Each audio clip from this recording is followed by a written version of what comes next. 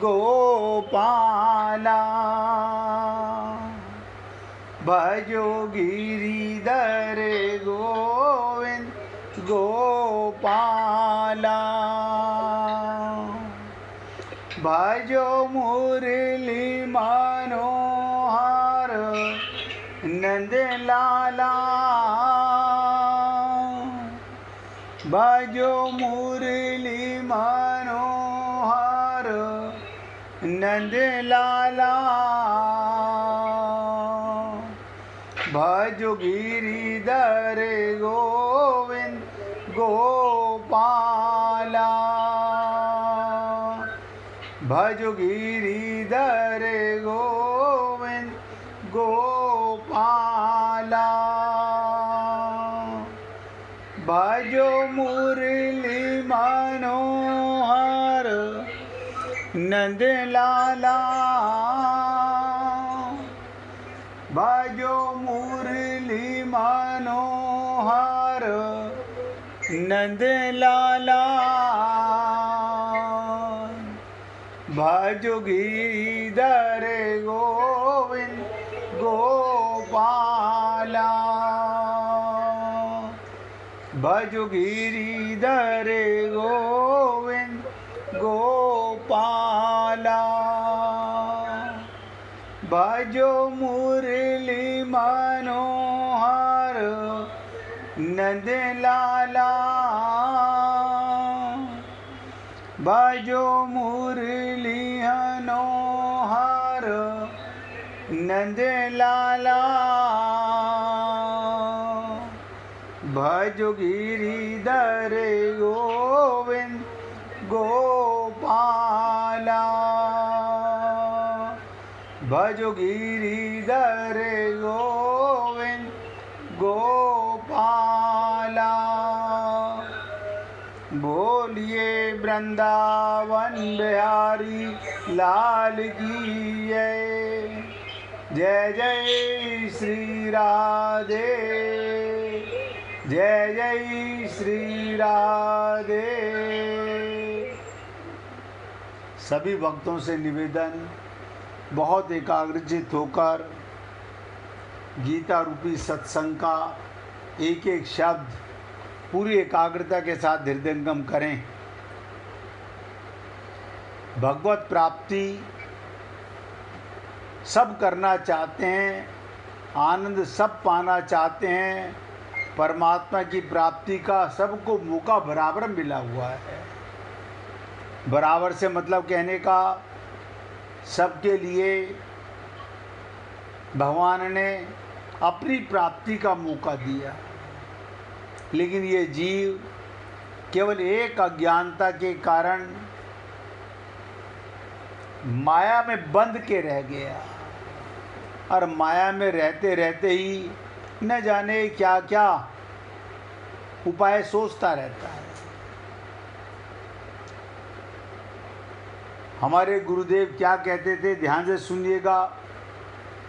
यही गीता कहती है, यही भागवत कहती है, यही रामायण कहती है, दुखों की जननी माया। दुखों की जननी माया है। अब आपके पास अपना ज्ञान नहीं है, बाकी जो भी कुछ है वो माया का है। शरीर माया का, इंद्रियां माया की, मन माया का, बुद्धि माया की, अंतःकरण माया का और संसार का सारा सामान माया का। अब एक ही लाइन में समझिएगा, दुखों की जननी माया और सुखों की, आनंद के पिता भगवान हैं। आत्मा जब तक परमात्मा के साथ अपना अनुभव नहीं करेगी, तब तक ये जीव अनादिकाल से भटक रहा है और ऐसे ही माया के संसार में भटकता रहेगा। इसलिए हे पुण्य आत्माओं, में सबसे निवेदन करूंगा, कल भी आपसे निवेदन किया गया हम लोग अपने गुरु के पास जाकर उनसे प्रश्न करना चाहिए। कल ये भी बताया गया, महापुरुष को जाकर दंडवत प्रणाम करने से, उनकी सेवा करने से, उनसे सरलता पूर्वक प्रश्न करने से भगवान कहते हैं, हे अर्जुन, तुझे तत्व ज्ञान का उपदेश देंगे। आप सोचिए, आप और हम लोगों ने बहुत संत महात्मा मिले, बहुतों का सत्संग सुना, लेकिन तत्व ज्ञान तो हुआ नहीं। यानी अपना पता नहीं कि मैं कौन हूं। बाकी तो सब छोड़ दीजिए। और ये अनादिकाल से चला आ रहा है।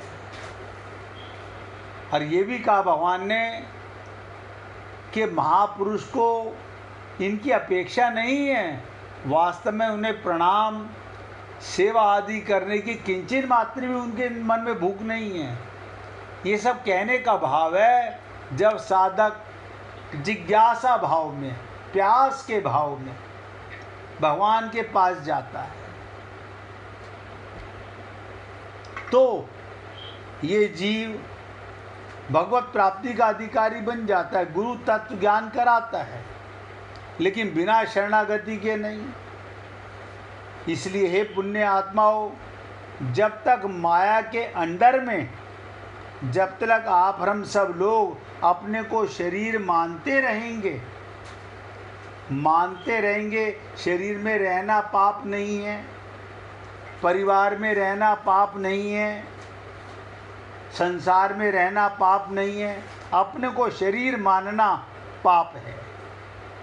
तब तक दुख नहीं जा सकते, भगवान नहीं मिल सकते।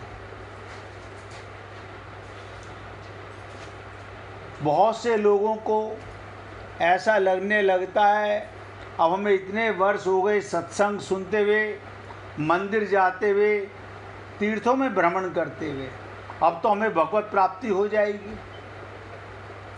देख लीजिए, एक दो लाइन बताने जा रहा हूँ। जब तक तड़प, व्याकुलता, प्यास, बेचैनी, बिलखना, रोना ना आए, तब तक अंतःकरण शुद्ध नहीं हुआ है। किसी का बेटा अस्पताल में एडमिट हो और डॉक्टर जवाब दे दें कि पता नहीं कितने दिन बचेगा, उसके आंसू बिना बुलाए आते हैं, बिना बुलाए आते हैं। ये क्या है? वो अपने को शरीर मानता है, शरीर से संबंध मानता है, अपने को तत्व ज्ञान हो आत्मा का, तो जानता है कि बेटा भी तो आत्मा ही है, वो मरेगी नहीं। लेकिन वो तड़प, वो बेचैनी, वो उत्कंठा, वो प्यास, वो जिज्ञासा, वो लालसा। आप हम लोग जब बचपन में थे, माँ कितना भी काम करती हो, जब बच्चा चीखने लगता है, रोने लगता है, तो माँ सारे काम छोड़कर भागती है। आज आप हम लोग उस रोने को भूल गए, लेकिन अब शरीर के सुख के लिए रोने लगे। ये अज्ञानता इतनी आसानी से नहीं मिटेगी। इसलिए सबसे निवेदन करूंगा, जिस दिन आपके हृदय के अंदर भगवान के प्रेम के पाने की तड़प ना उठे, बैठे बैठे रोने की, रुत है पागल होने की, आँखों को जिद आन पड़ी, सावन भादो होने की। जब आपको भगवान से ऐसा प्रेम, व्याकुलता होने लगे, तो भगवान रह नहीं सकते, तुरंत कल्याण हो जाएगा। लेकिन ऐसा अभी हमारे लिए संभव क्यों नहीं हो पा रहा? आप सब जानते हैं क्यों नहीं हो पा रहा? क्योंकि हम अपने को शरीर मानते हैं। बस एक अज्ञानता, मानते हैं नहीं। बहुत ध्यान से समझिएगा, हम शरीर नहीं हैं, जड़ नहीं हैं, चेतन हैं, लेकिन अपने को शरीर मान करके हम सब लोग दुखी हैं। तो इसलिए गुरु के पास जाकर जब तत्व ज्ञान प्राप्ति का इच्छा होती है, यदि साधक इस प्रकार गुरु के पास ना भी रहे तो भी ज्ञान मिलने पर वो उसे ग्रहण नहीं कर सकेगा। जब तक मन गुरु के साथ शरणागत हुआ ही नहीं, तब तक शरणागति है ही नहीं। प्रश्न नहीं, मन में प्रश्न आते रहते हैं, मन में बुद्धि में। शरणागति का मतलब होता है कि जो जाकी शरण गयो वापे वाकी लाज, उल्टे जल मछली चले और भयो जात गजराज। हे पुण्य आत्माओं, तत्व ज्ञान अथवा अपने स्वरूप का बोध, आप सोचिएगा कितने विचित्र चीज है। हमें अपने स्वरूप का बोध नहीं है। कोई आपसे पूछे आप कौन हैं, आप जानते ही नहीं आप कौन हैं। आप जो भी बताओगे सब गलत है, जो भी बताओगे वो सब गलत है।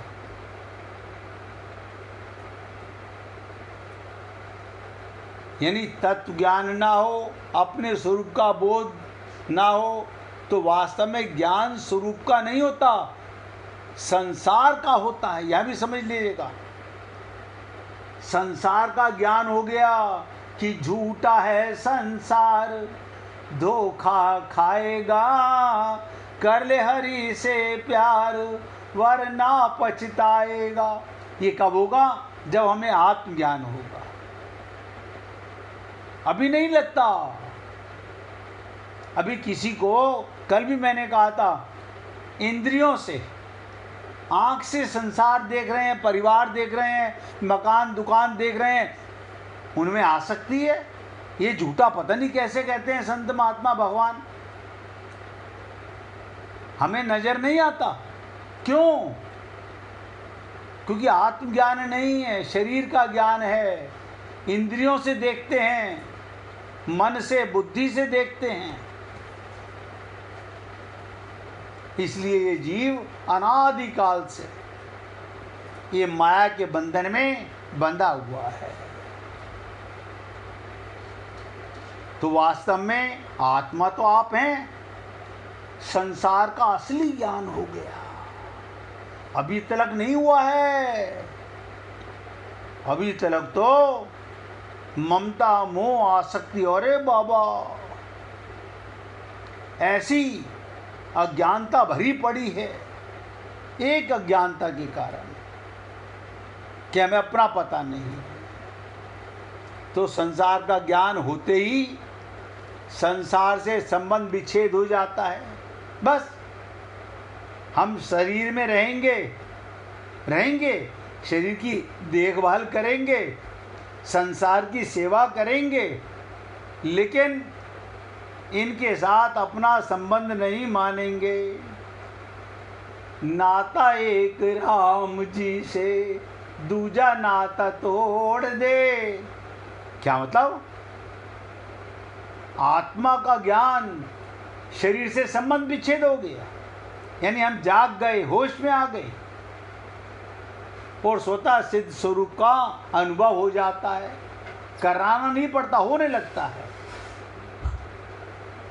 अभी आप और हम लोग किसी भी सगे संबंधी की मृत्यु को सुनते हैं, बहुत सैड हो जाते हैं।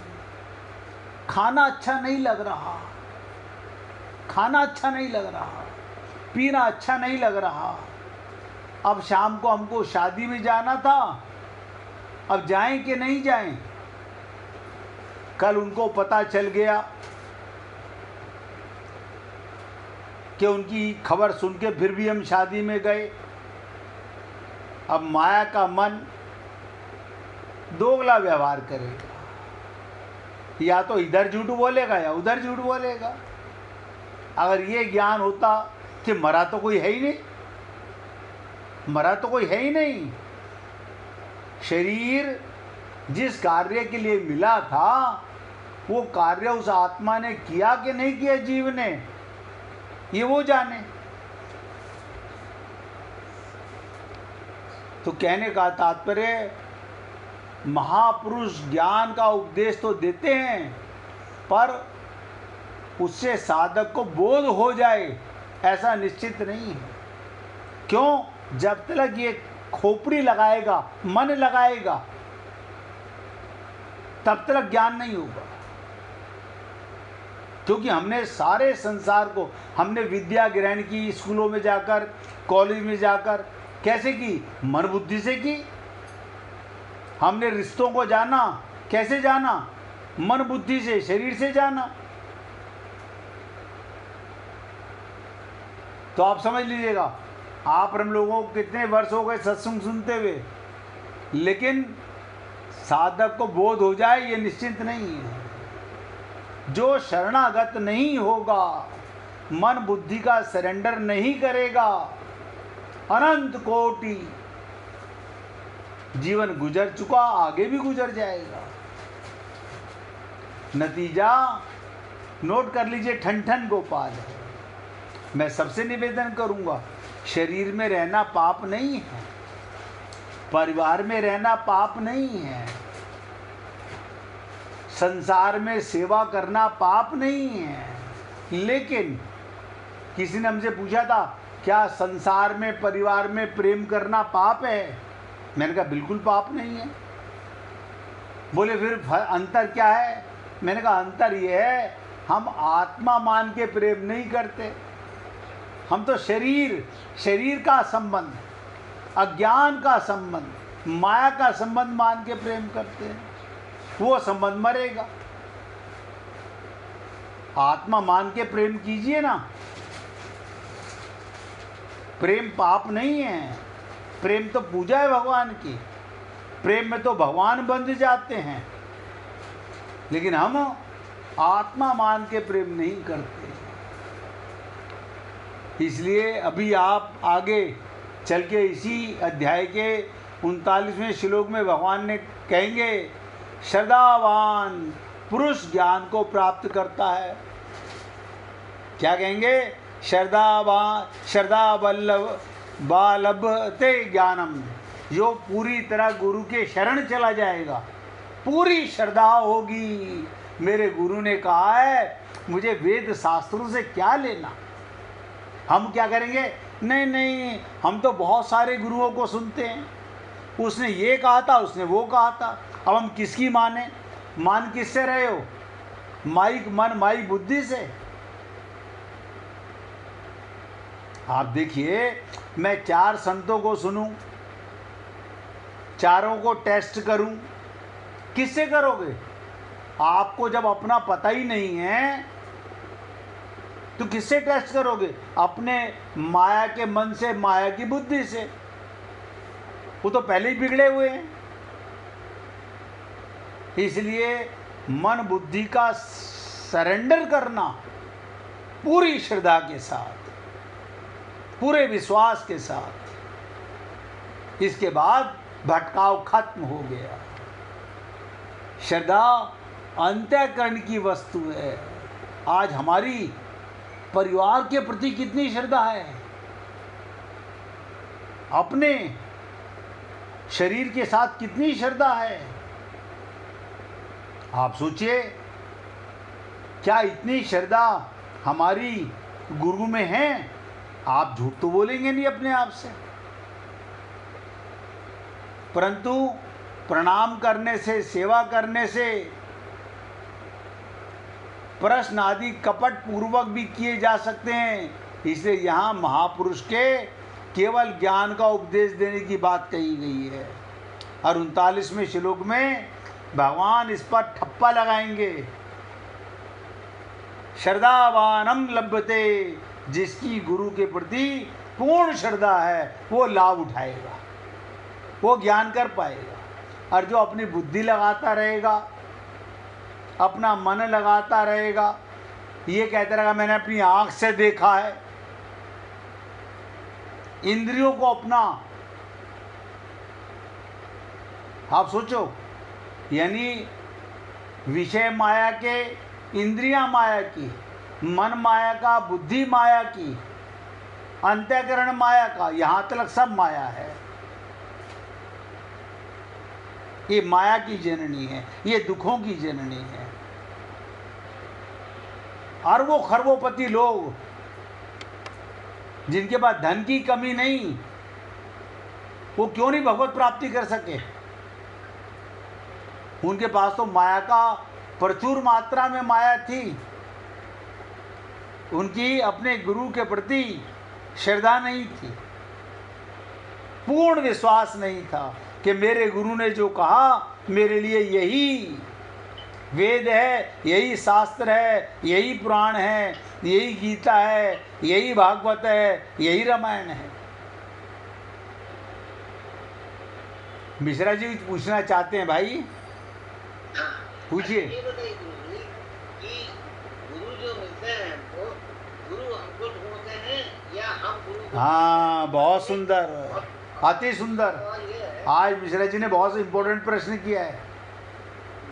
और दूसरा एक और भी है साथ में कि गुरु में कुछ कंपैरिजन भी होता है कि किसी के गुरु परमानंद जी हैं, किसी के गुरु XYZ है, तो ये दोनों में क्या डिफरेंस है? बता देता हूँ। हम गुरु को ढूंढ नहीं सकते, नंबर 1। क्यों? आप देखा देखी गुरु बनाओगे, उसने बना रखा है हम भी बना लेंगे, उसने बना रखा है हम भी बना लेंगे।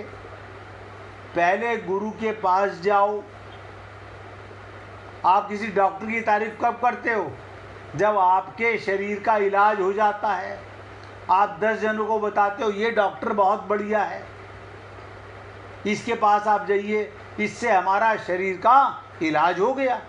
ऐसे ही गुरु के पास जाकर पहले उनका सत्संग सुनो पूरी श्रद्धा से, लेकिन जिस दिन आत्मज्ञान हो, तत्व ज्ञान हो, तब आपको रहा नहीं जाएगा, गुरु अपने आप अपना लेगा। हम गुरु को क्या अपनाएंगे? आप बताइए, छोटा बच्चा माँ को कैसे पकड़ेगा? माता बच्चे को उठाएगी। तो गुरु क्या करता है? हाँ, गुरु अपने आप ढूंढ लेता है। इसी को कहते हैं चातक श्रोता होना। चातक श्रोता होना, एक एक शब्द को अमृत के समान, जो गुरु के शब्दों को पीता है अमृत के समान, वो चातक श्रोता होता है। और जो अपनी मन बुद्धि से काटता रहता है, नहीं नहीं ये बात मजा नहीं आया, ये हमें समझ नहीं आई, दोबारा पूछो। लेकिन जो काटता रहता है, हम नहीं मानते का मतलब क्या हुआ? सुपारी को काटने वाला श्रोता, वो सुनता है बहुत सारे गुरुओं को, मानता किसी को भी नहीं गुरु। क्यों? वो अपने मन और अपनी बुद्धि को गुरु मानता है। वो ऐसे ही संसार में भटकता रहता है। और जो दूसरा है कि गुरु का कंपैरिजन नहीं करना भी नहीं चाहिए, कभी नहीं करना चाहिए।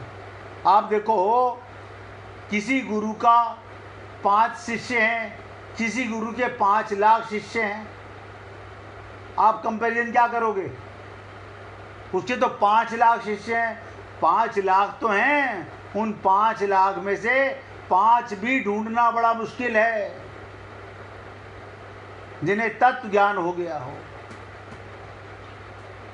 इसलिए पुण्य आत्माओं, 39वें श्लोक में पूर्ण श्रद्धा और पूर्ण विश्वास की बात आएगी। अभी उसके बीच में 3 श्लोक और आएंगे। ये श्लोक यहाँ समाप्त होता है, लेकिन आप सबसे निवेदन करूँगा, तत्व ज्ञान प्राप्त करने की प्रचलित प्रणाली,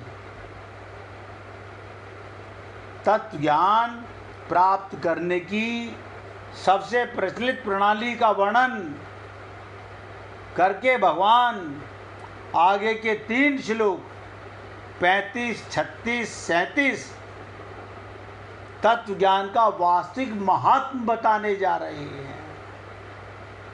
इसका महात्म क्या रहेगा? उस श्लोक को शुरू करने से पहले एक बार भगवान का कीर्तन करेंगे, फिर उस श्लोक की 4थे अध्याय के 35वें श्लोक की चर्चा करेंगे। हरे कृष्णा